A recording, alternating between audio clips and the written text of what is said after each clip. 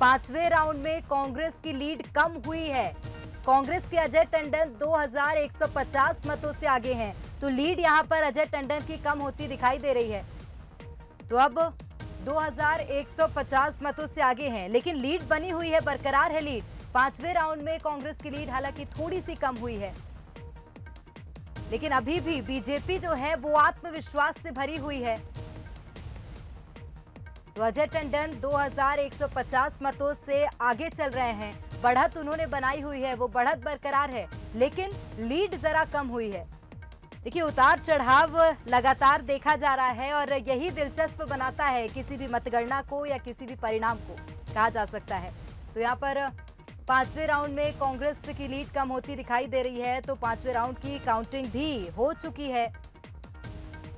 कड़ा मुकाबला है और दिलचस्प परिणाम दिखाई दे रहे हैं। चलिए, हमारे साथ दिनेश जी जुड़े हुए हैं, वरिष्ठ पत्रकार के तौर पर, उन्हीं की ओर रुख करूंगी। दिनेश जी, जिस तरह से शरद जी भी जिक्र कर रहे थे कि अजय टंडन एक समय पर गुरु हुआ करते थे राहुल सिंह लोधी के, और उनकी एक अहम भूमिका थी चुनाव जिताने में राहुल सिंह लोधी को कांग्रेस सीट से। उसके बाद अब अजय टंडन खुद मैदान में हैं और उनके सामने प्रत्याशी बने हैं राहुल सिंह लोधी। क्या माना जाए, क्या गुरु सचमुच एक दांव अपने पास रखता है? ऐसा नहीं, बिल्कुल रखता है।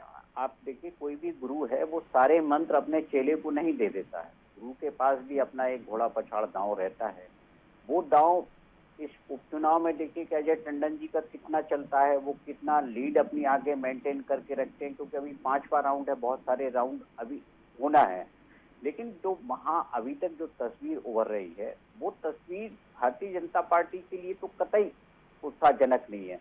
और अजय टंडन जी के लिए ये चुनाव, हमने देखा था कि उन्होंने चुनाव प्रचार बंद होने के बाद उनकी बेटी ने जिस तरह से मोर्चा संभाला था, तो वो खुद भी जो है उन्होंने बताया था कि कोरोना के चपेट में आ गए हैं, तो बहुत सारे वहाँ जो है लड़ाई झगड़े और वाद विवाद की स्थितियां बनी हुई थी। तो ये रणनीति के हिस्से होते हैं। यदि आपने बेटी को चुनाव प्रचार दे दिया और एक सहानुभूति पूर्वक आपने सहानुभूति का माहौल बनाने की कोशिश की है, तो ये भी आप ये कह सकते हैं कि गुरु के कुछ दांव थे जिनका उपयोग अजय टंडन जी ने इस उपचुनाव में किया।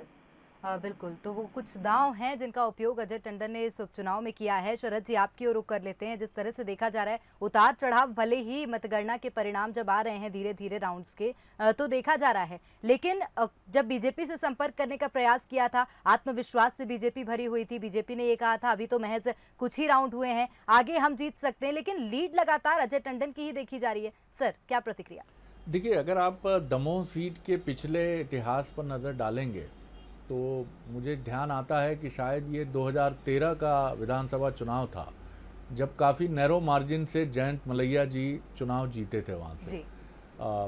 और उसके बाद जयंत मलैया जी ने ये भी कहा था कि अब वो दमोह से चुनाव नहीं लड़ेंगे। लेकिन जो भी परिस्थितियाँ रहीं, 2018 में भी उन्होंने चुनाव लड़ा और चुनाव वो जीत नहीं पाए।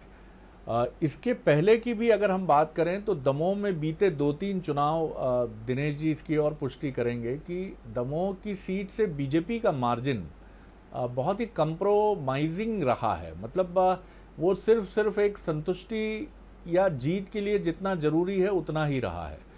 और ये वजह रही है कि आप कह सकते हैं, प्रेरणा, हम देख सकते हैं दमोह को कि वो अपोजिशन की तरफ रुझान रखने वाली सीट में बदलने की तरफ बढ़ रहा था बीते 3-4 चुनाव से। और यही वजह रही कि पिछले चुनाव में बीजेपी की लीड काफ़ी कम हुई, जबकि बहुत टसल का चुनाव था, ऐतिहासिक चुनाव था। मध्य प्रदेश के 2018 के वित्त मंत्री ने वहाँ से चुनाव लड़ा था और जयंत मलैया जी और उनकी टीम ने पूरा जोर लगाया था। लेकिन उसके बाद भी जहाँ तक मुझे ध्यान है, आंकड़ों की अगर मैं बात करूँ तो 800 से कुछ अधिक मतों से जीत हार का फैसला कांग्रेस के पक्ष में गया था और बीजेपी को हार का सामना करना पड़ा था। यानी बीजेपी का मार्जिन वहाँ काफ़ी घटता चला गया था।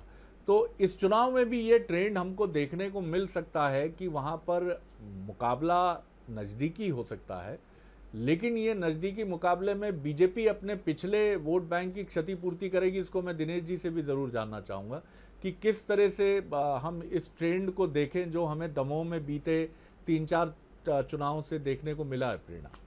दिनेश जी, बिल्कुल, देखिए प्रेरणा जो जयंत मलैया जी की जो जीत रही ना, अभी आईपीएल का सीजन है तो कई बार जो हम देखते हैं ना कि बाउंड्री से बिल्कुल जो आपको थर्ड एम्पायर का सहारा लेना पड़ता है, तो ऐसी भी स्थितियां वहां आई हैं।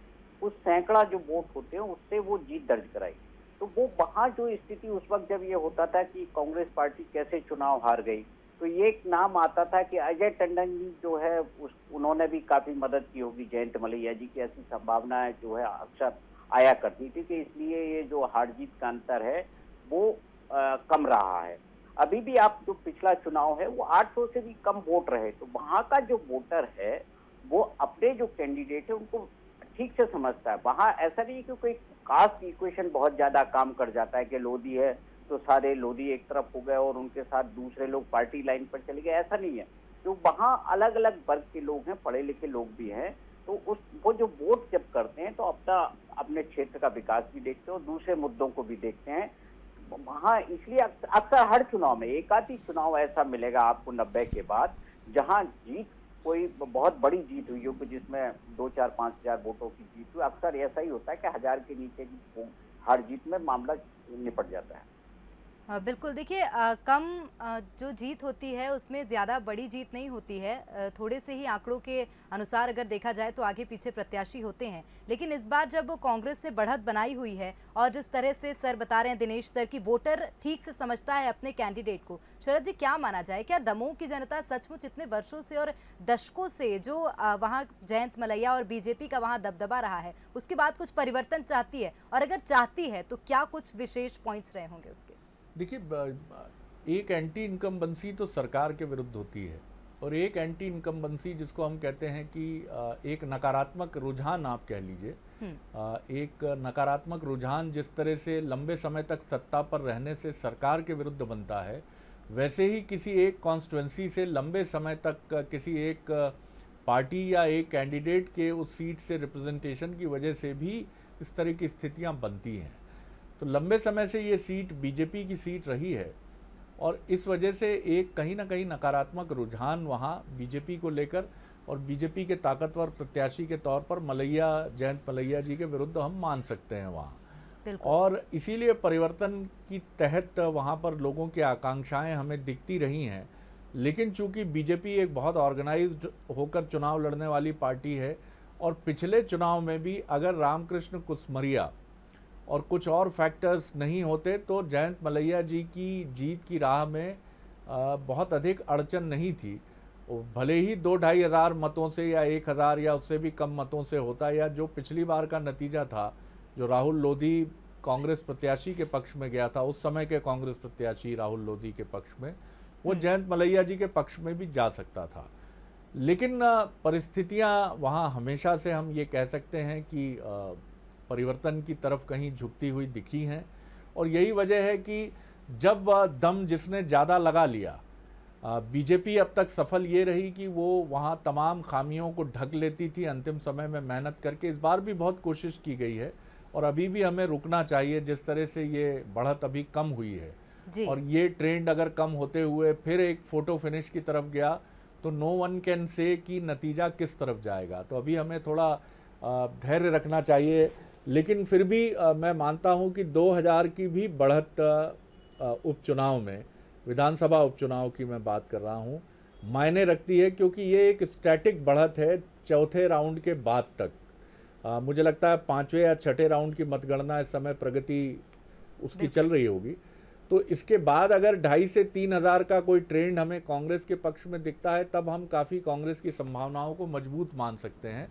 लेकिन अगर ये जो भी राउंड चल रहा है इस समय, वो 5वां है या 6ठा है, अगर उसके बाद ये ट्रेंड 1,500 के आसपास बढ़त का कांग्रेस का आता है या 1000 का रह जाता है, तो हमें मानना चाहिए कि किसी उलटफेर की तरफ भी दमोह बढ़ सकता है।